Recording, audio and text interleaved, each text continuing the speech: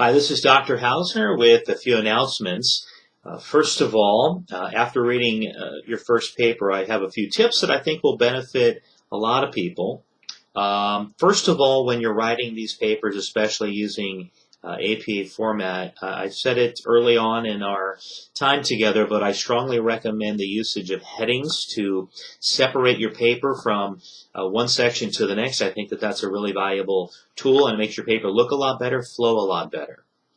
Secondly, I recommend less direct quotes and more paraphrasing, especially in papers that are only a few pages long. I think it gives the impression that, well, a little bit of laziness, if you will.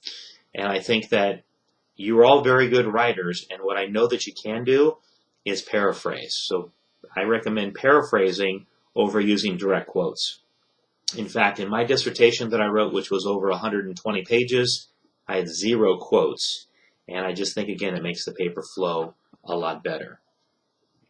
Another tip is in your introduction paragraph to restate the prompt, or at least what's the question that we're asking. I think that that is a really good strategy to kick off your paper by restating the prompt, and it gives your paper some direction of where you're going.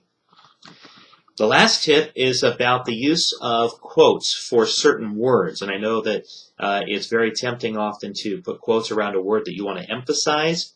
But again, I think it slows down the writing and the flow of the paper. And my suggestion is to use italics versus quotes. That's not an APA formatting thing. That's just a suggestion from me to you. Secondly, I sent out an email earlier this week, I think on Wednesday, pertaining to the groups for the very last project that we'll be doing on our last evening together. And I've added Ricardo to the group with Kayla and with Laura. And Sharon has been added to the group with that is already containing Michelle, Rachel, and Matt. So we've got a little bit of changes to our groups.